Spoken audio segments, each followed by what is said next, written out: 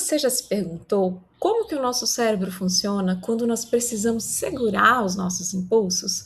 Ou quando nós precisamos manter as informações para acessá-las quando é necessário? Ou quando nós precisamos mudar de estratégia, porque aquela que nós estamos usando nesse momento não está funcionando? Essas capacidades que nós vamos desenvolvendo aí ao longo da nossa vida são as chamadas funções executivas. E hoje eu quero apresentar para vocês um artigo que fala exatamente sobre esse tema, funções executivas. Ele foi publicado no ano de 2012 pela neurocientista Adele Diamond. Já fiz aqui uma publicação no meu canal de outro artigo que a neurocientista publicou no ano de 2012, falando sobre as atividades e os programas que aprimoram as funções executivas das crianças. Em 2013, ela volta a publicar um artigo um pouco mais robusto, mais complexo. Ela traz um pouco sobre as funções executivas complexas e eu achei muito interessante a gente estudar um pouquinho sobre esse tema. Caso você não me conheça, eu me chamo Carmen, eu sou estudante de psicologia e eu espero que esse vídeo seja interessante para você. Aqui a gente vai seguir os principais tópicos que a autora traz, a gente vai entender um pouquinho sobre as funções executivas, como que elas se desenvolvem, como que elas são avaliadas e como a gente tem possibilidades de melhorar as nossas funções executivas e principalmente das nossas crianças. Diferente do artigo que a autora publicou em 2012, esse artigo ela também inicia então com a introdução, o resumo da pesquisa. Após a introdução, ela já traz para a gente os conceitos.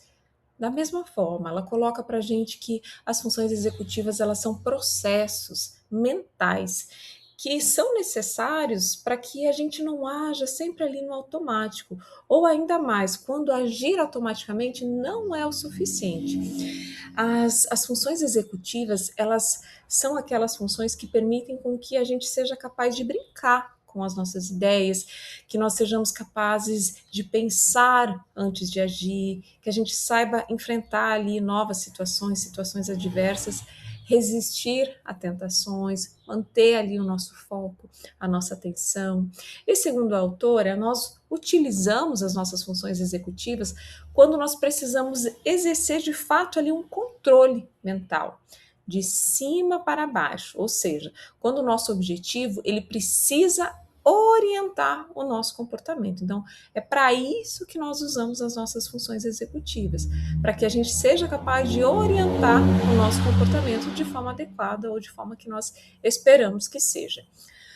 Também coloca que há um consenso de que as funções executivas básicas são o controle inibitório, memória de trabalho, a flexibilidade cognitiva, e a partir dessas três funções executivas, da integração dessas três capacidades, nós vamos desenvolvendo ali funções executivas mais complexas, como raciocínio, a resolução de problema e planejamento. E a gente pode trazer isso um exemplo muito simples. Imagina uma criança que está ali realizando uma atividade na escola. Ela precisa ignorar a conversa dos colegas ao redor, ela precisa recordar as informações que a professora trouxe, as instruções, e ela também precisa perceber se o caminho que ela está seguindo está realmente funcionando, ou se ela precisa aí mudar de estratégia, modificar para que ela tenha a resposta necessária. A autora, ela já inicia também nessa introdução, nessa apresentação da conceitualização, que muito difícil o momento que nós vamos utilizar apenas uma função executiva isolada. Normalmente, nós utilizamos as funções executivas de forma integrada, de forma onde nós trazemos várias funções executivas ou que uma está dependendo da outra para que a gente atinja o nosso objetivo. A primeira função executiva apresentada pela autora é o controle inibitório. O controle inibitório, ele permite que a gente tenha controle sobre a nossa atenção, sobre o nosso comportamento, sobre os nossos pensamentos, sobre as emoções, para que a gente seja capaz de superar aquelas predisposições internas que a gente tem e até mesmo a atração externa, os estímulos que a gente vai recebendo. Sem esse controle, a gente vai ficando cada vez mais dependente dos nossos impulsos, dos hábitos, dos estímulos que são presentes no nosso ambiente.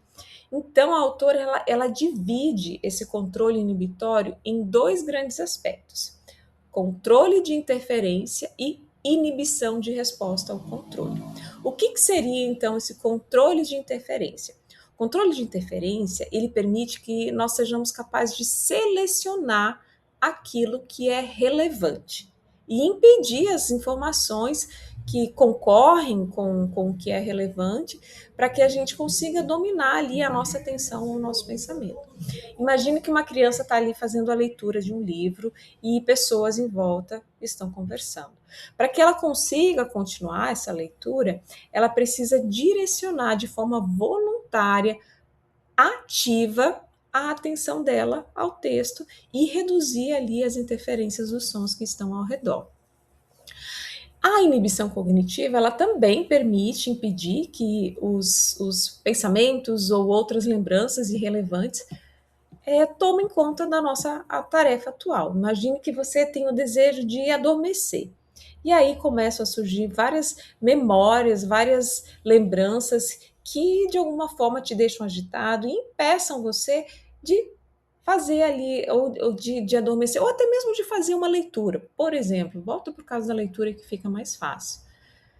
Você precisa conseguir direcionar a sua atenção para a sua leitura, focar, para desligar dessas memórias que ficam impedindo que você atinja ali o seu objetivo. E é somente através do controle inibitório que você vai conseguir realizar a tarefa da leitura. E a autora traz para a gente sobre o autocontrole. E o autocontrole, ele está muito relacionado ao controle inibitório no que se refere à nossa capacidade de resistir às tentações, de evitar ali comportamentos impulsivos. Então, o autocontrole, ele nos orienta para que a gente não fale algo imediatamente, sem pensar, que a gente reaja ali sobre o efeito das nossas emoções, como também nos ajuda a persistir ali quando nós temos um objetivo importante. Imagine, por exemplo, uma criança que é habituada a chegar em casa e pegar o celular. Mas ela sabe que antes de pegar o celular, ela precisa realizar as suas atividades escolares primeiro. Então, o que vem? O controle inibitório, ele vem para eliminar essa vontade, esse desejo de pegar o celular e criar a possibilidade da criança entender a escolha que ela está fazendo. Olha, vamos primeiro fazer as atividades, as tarefas escolares, para depois, então, ter a recompensa. E a autora, ela até segue aqui falando sobre o adiantamento de gratificação. Então, esse é um dos aspectos também que é muito estudado no autocontrole, que é o adiantamento da gratificação. A gente abre mão de uma recompensa mais, talvez, posterior, vamos dizer, uma recompensa posterior, para ter uma recompensa imediata. Então, o autocontrole, ele vem justamente nesse sentido, para que a gente se mantenha disciplinado no que a gente se propõe para ter então a nossa recompensa posterior e abrimos mão da recompensa imediata. A autora, ela coloca aqui também, é muito importante a gente entender que quando a gente faz essa interação, essa negociação com a criança, é muito importante que ela também tenha ali um ambiente de confiança, para que ela tenha a confiança de que essa expectativa de recompensa posterior, ela realmente vai ser entregue como prometida, tudo bem? E a autora, ela coloca para a gente também sobre hábitos e liberdade de escolha. O controle inibitório, ele vem também nesse sentido, porque quando a gente repete muitas vezes uma atividade, acaba que essa atividade ela entra também no automático. Quando nós precisamos pausar, mudar de estratégia, o controle inibitório entra também, porque para a gente ter essa reflexão, ter essa liberdade de escolha para mudar de comportamento, a gente está ali ativando o nosso controle inibitório para introduzir um novo comportamento, para sair daquele comportamento automático e ter ali a intenção de desenvolver, quem sabe, uma atividade específica diferente ou até mesmo um novo hábito. A autora, ela traz para a gente, então, algumas tarefas que avaliam, então, o nosso controle inibitório. E essas tarefas, elas são bastante simples, algumas delas possivelmente você já deve ter conhecido. A tarefa Simon, onde a gente precisa ignorar ali a localização espacial e responder de acordo com o comando que é dado. A tarefa Stroop, ela é mais comum, até vou deixar o endereço dela aqui embaixo para você acessar, caso seja interessante para você, caso você não conheça, mas é aquela atividade onde a palavra ela está escrita em uma cor, mas a escrita é de outra cor, e aí a gente precisa inibir a nossa tendência automática de ler a palavra, mas sim falar, né, a cor que está representada ali. Tarefas que trazem ali o paradigma go, no go, onde a própria atividade ela nos elicia ali a estar respondendo de uma forma e de repente vem a tarefa, a resposta que nós precisamos inibir. Atividades que exigem bastante da nossa atenção. Essas tarefas, elas são relativamente simples, mas quando a gente desempenha ela ali pela primeira vez, elas acabam sim exigindo um desafio para a gente e acabam sendo bastante interessantes. Então, se você tiver oportunidade, acesse a tarefa o Stroop, que eu vou deixar aqui para você ver como que você se sai, como que está o seu controle inibitório. Incluir o controle inibitório. A autora ela coloca para a gente que o controle inibitório ele já aparece desde cedo e ele continua se desenvolvendo ao longo da nossa infância, ao longo da nossa adolescência. E ela deixa bastante claro para a gente que as crianças, na grande parte das vezes, elas compreendem as regras, elas têm o conhecimento, mas ainda assim elas não conseguem, em alguns momentos, agir de acordo com elas. Então, acaba que a gente consegue visualizar que o controle inibitório está em um processo de maturação. E isso mostra para a gente também que muitas vezes o conhecimento ele não inibe uma resposta automática. Então, a função executiva inibitória ela precisa ser desenvolvida. E ela coloca para a gente também que crianças pequenas e idosos eles tendem a depender mais de um controle reativo, ou seja, elas conseguem se mobilizar depois que o conflito então já apareceu. Já as crianças maiores e os adultos mais jovens, eles têm um controle mais proativo, eles são capazes então de se preparar, de se antecipar antes que uma situação exija ali um controle. Então, eles acabam, é um período de mais maturidade do controle inibitório. Seguindo o artigo, a autora traz para a gente sobre a memória de trabalho. A memória de trabalho é a nossa capacidade, então, de receber essas informações e ainda ser capaz de manipulá-los. Vamos ver. Outra função executiva central é a memória de trabalho, que envolve manter informações na mente e processá-las mentalmente.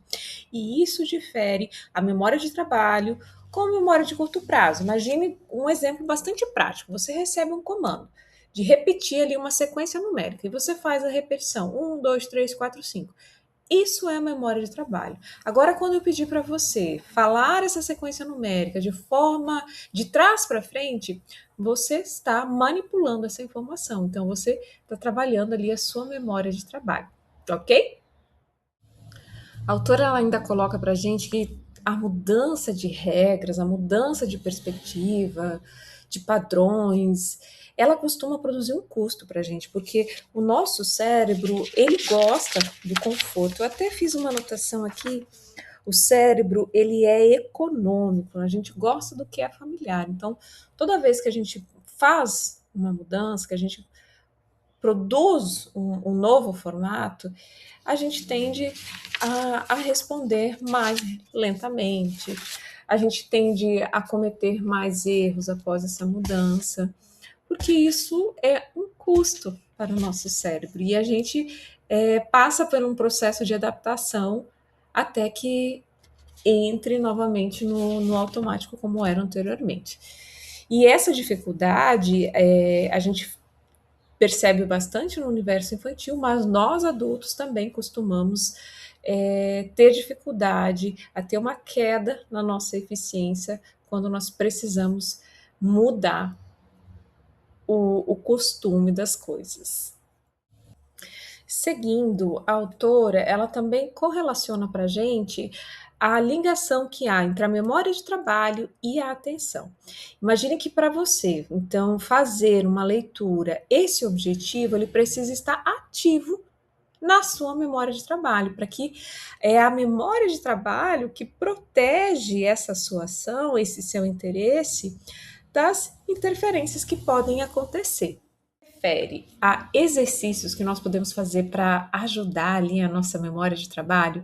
Inclusive, eu vi até uma professora, uma neuropsicóloga extremamente famosa aqui no nosso país, no Brasil, sugerindo esses exercícios, de nós falarmos sequências numéricas de ordem inversa. Ela sugeriu primeiro que fosse de 100 a 0, eu não me recordo exatamente se era de 4 em 4, você 96, 92 e seguindo, e depois dificultar essa atividade de 1000 a 800, mudando, talvez de 6 em 6.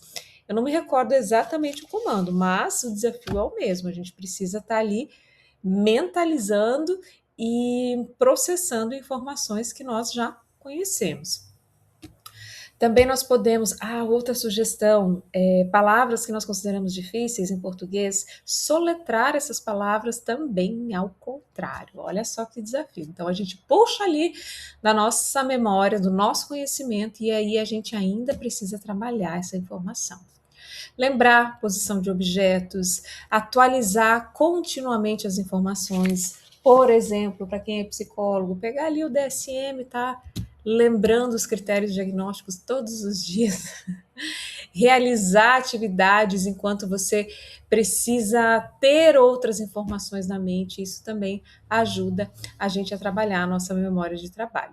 E, de alguma forma, exige bastante do nosso controle inibitório, da nossa atenção, até mesmo da nossa velocidade de processamento. Se você conhece, quando fala nesse formato, quando a gente precisa desafiar ali a nossa memória, o nosso controle inibitório, a nossa atenção e a velocidade de processamento, existe um teste neuropsicológico, um teste psicológico chamado FDT, onde a gente faz ali a leitura, depois nós precisamos fazer a contagem, depois nós precisamos, deixa eu me lembrar como que está colocado no teste. Enfim, os comandos eles vão ficando mais difíceis. São 4 comandos, até o último, onde existe ali uma peça, como se fosse do dominó, vamos dizer assim, onde ela tem a borda mais larga e o comando é diferente. Toda vez que você chegar nessa peça, você precisa ler, eu acho que o número que está dentro. Então, ali você passa ali por um processo de inibição, de atenção e também de memória de trabalho. O desenvolvimento da memória de trabalho, segundo a autora, ele melhora muito durante a infância, durante a adolescência.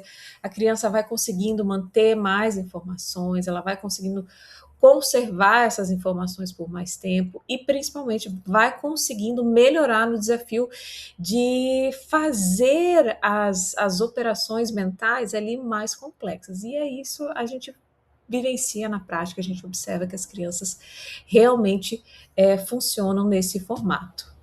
A autora traz para a gente a flexibilidade cognitiva, que é a nossa terceira função executiva.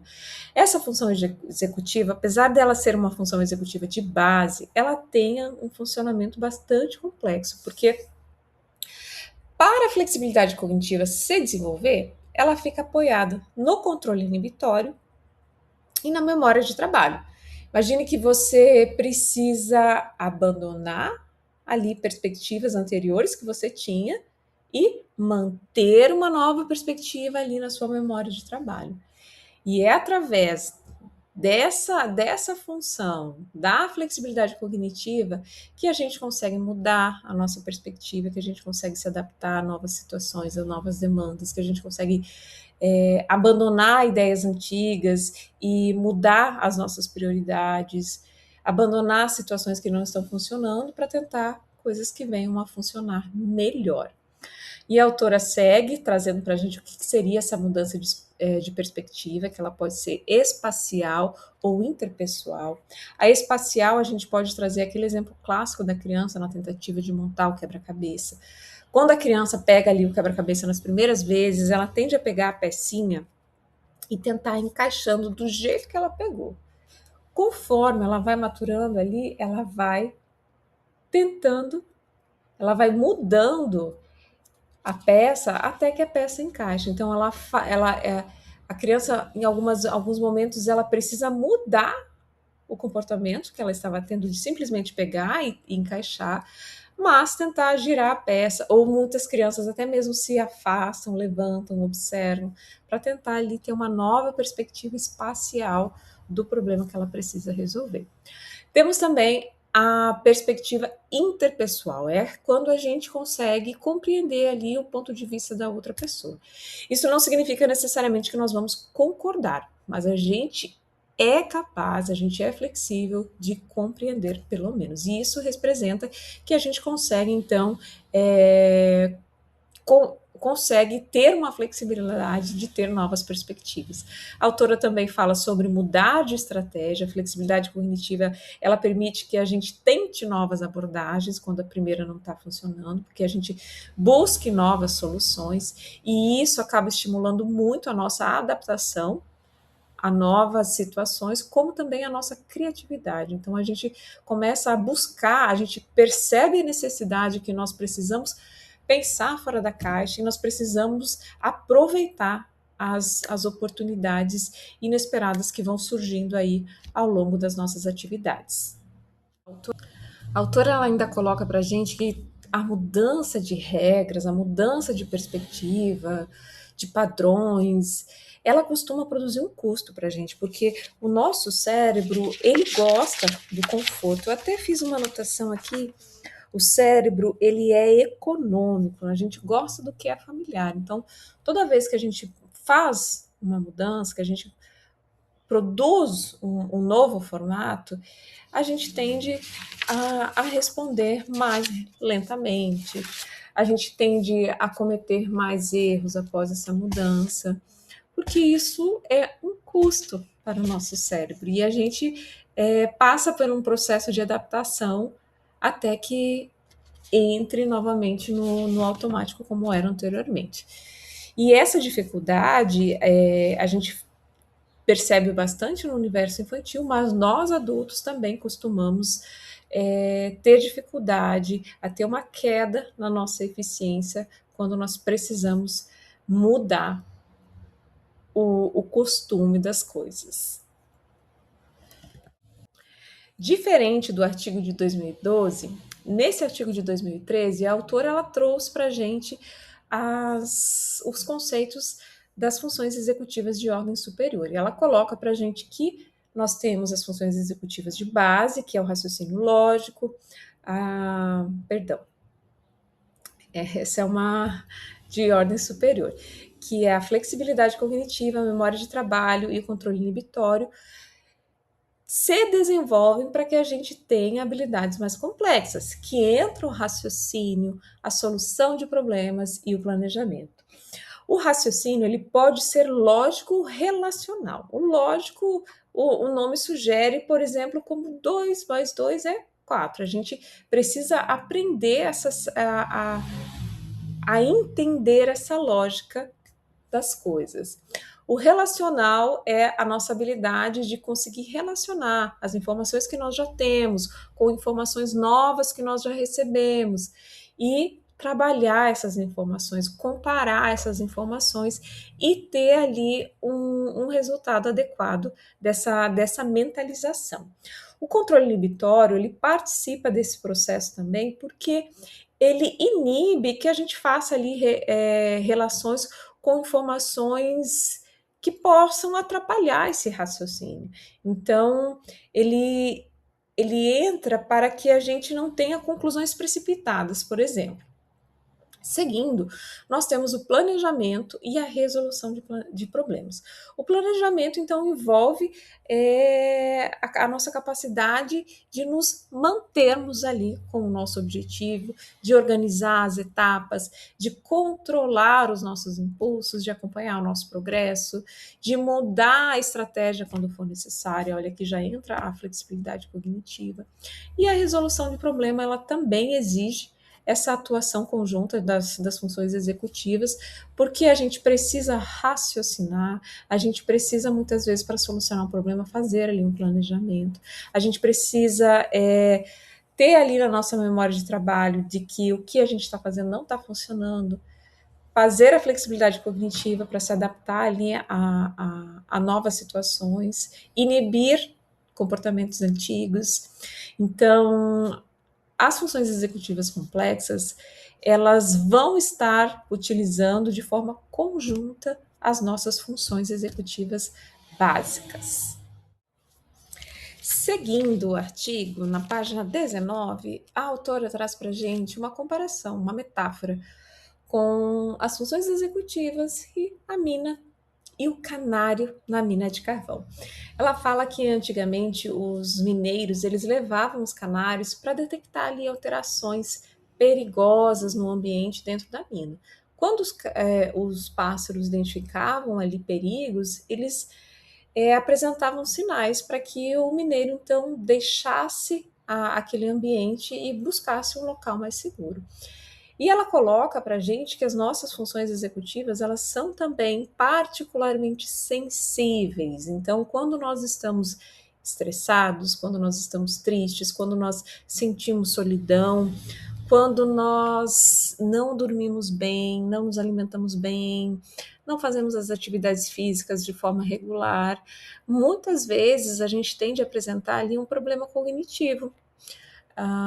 Mas não se trata exclusivamente de um problema cognitivo, é isso que a autora quer colocar.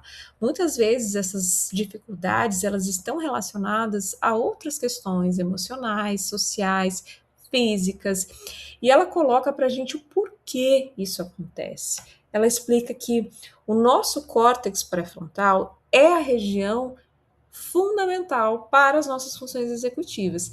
E elas são também, essa região, ela é especialmente vulnerável a essas condições. Então, quando nós estamos estressados, essa região do córtex pré-frontal, ela também é vulnerável a essa situação e acaba afetando as nossas funções executivas. Então, ela deixa muito claro para a gente que quando a criança ela está ali e ela apresenta um desempenho cognitivo ruim, nós não devemos perguntar ou colocar ali exatamente qual é o treinamento cognitivo que essa criança está precisando nesse momento. A gente precisa investigar e considerar se essa criança está triste, se essa criança está estressada, se essa criança está sobrecarregada, cansada, se ela está recebendo as oportunidades adequadas para que ela faça movimento, para que ela faça interação.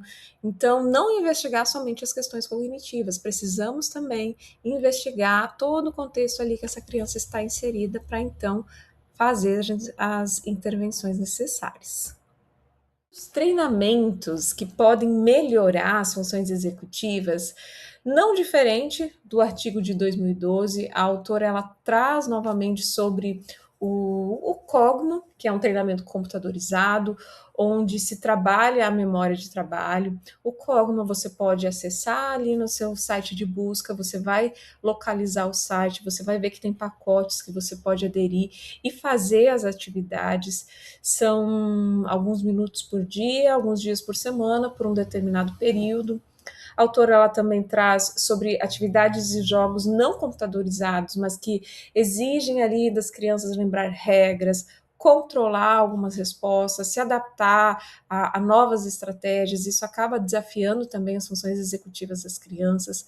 As atividades físicas, jogos de competição em conjunto, em grupo, onde precisa se estabelecer ali uma forma de vencer o seu oponente. As próprias artes marciais, a autora no artigo de 2012, ela falou muito sobre o taekwondo, e aqui não é diferente. Há evidências científicas muito robustas sobre essa prática, porque trabalha as funções executivas de forma bastante globalizada, além das questões da regulação emocional, da ética, do respeito, a coordenação física, a necessidade de trabalhar bastante o controle inibitório, memória de trabalho, então a disciplina, o controle comportamental. Ela cita muito as artes marciais tradicionais como eficientes para o bom desenvolvimento das funções executivas. Temos também outras práticas tradicionais, como o yoga, o mindfulness, a atenção plena. Sou completamente apaixonada por yoga e acredito sim que ele deve contribuir muito para o desenvolvimento das funções executivas. A autora ela traz sobre os currículos escolares, porém ela coloca currículos que são mais compatíveis com o que se aplica aos Estados Unidos e ao Canadá. Nós brasileiros precisamos compreender como que esses currículos são aplicados aqui na nossa base nacional, na base nacional comum curricular, que é o que se aplica aqui no Brasil.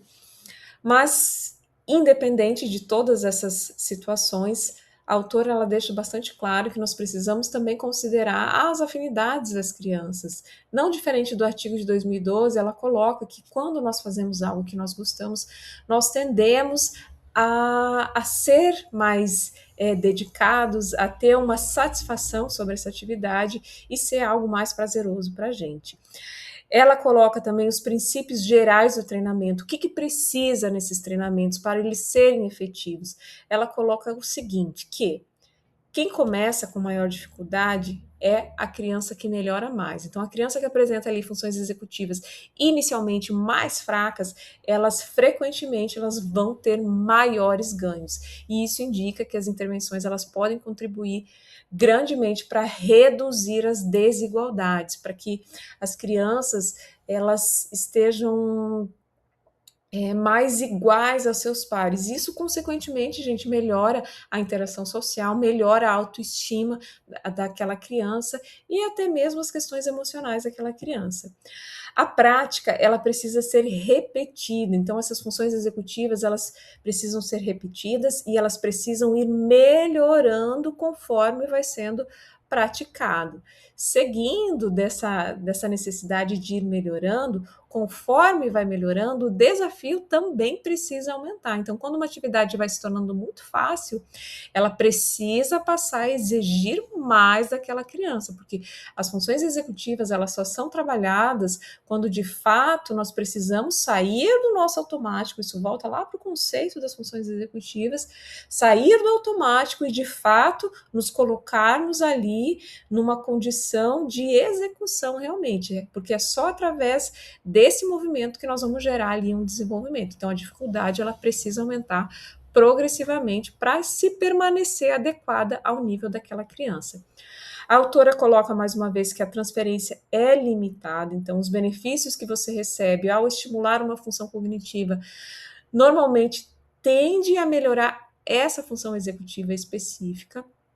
Então, a gente escolher atividades que envolvem mais funções executivas, a gente tende a ter um benefício melhor. E, lógico, a motivação importa, ela coloca isso aqui para a gente, a pessoa ela precisa permanecer envolvida para ela continuar praticando.